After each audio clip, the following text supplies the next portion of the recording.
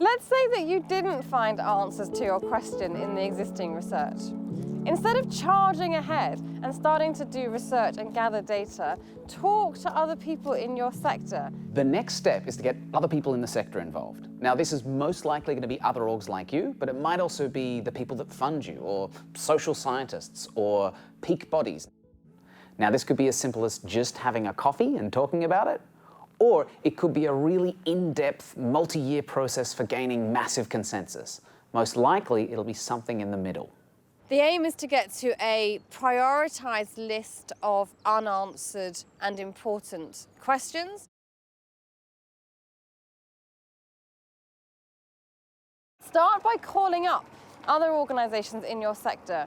Explain what you're doing and ask for their input. Here's the basic mechanism for doing this. First, we talk to a bunch of organizations like us.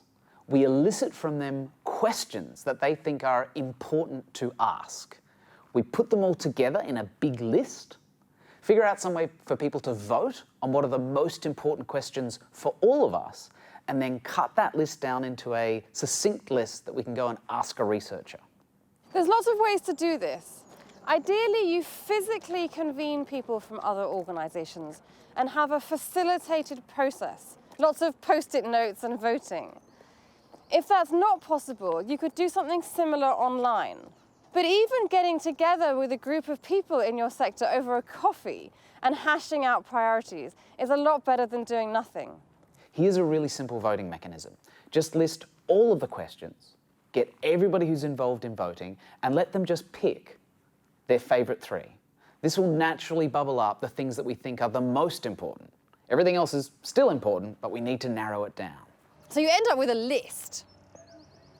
And maybe it has 10 questions on it, which would be useful for your sector to have answered.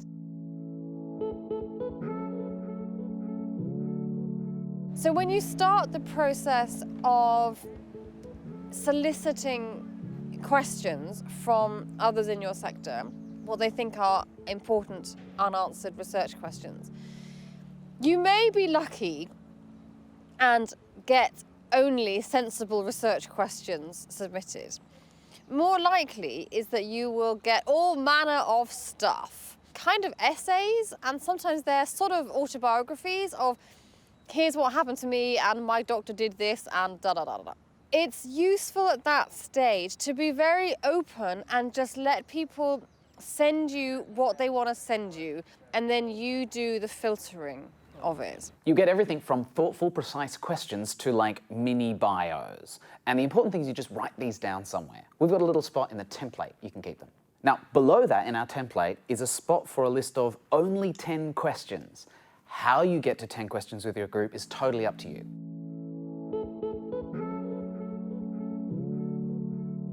So if you've ever tried to do inter-organization collaboration, it's super hard. How do we make it work for everyone?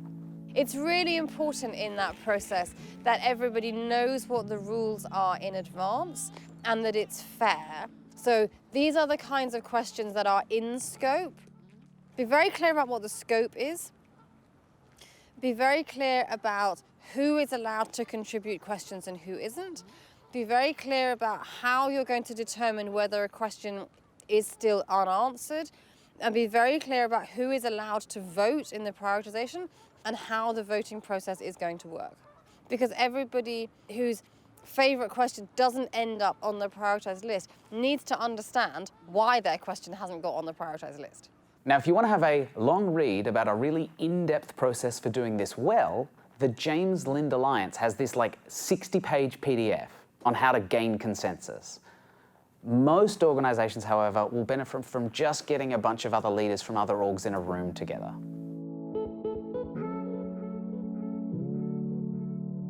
Talk to funders and researchers, and particularly funders who fund research.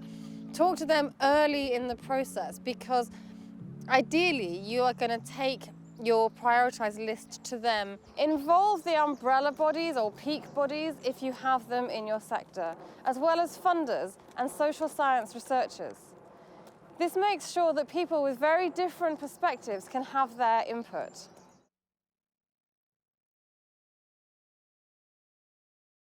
There is a dynamic in the non-profit sector which sometimes can discourage charities and social enterprises from disclosing what their interventions really are. The process that we're describing in this lesson is quite different to what goes on normally. And it's arisen because we've seen so much wastage of monitoring and evaluation time and budget and effort. So it will be somewhat unfamiliar. You want to bring together people within your sector to prioritize answer questions. You will need to explain to them a bit about what you are doing and why, what you are asking of them and what you are not asking of them. So this is like a whole bunch of just talking to other organizations. But at the end, you should have a pretty concise list of the 10 or so questions that you all believe are worth answering. You should also have an understanding of which aligned funders or institutions are also interested in answering these questions. And now you might be thinking, but entrepreneurship is like a fast thing, right? You know, we get stuff done in weeks, not years, and research is going to take months or years to get done.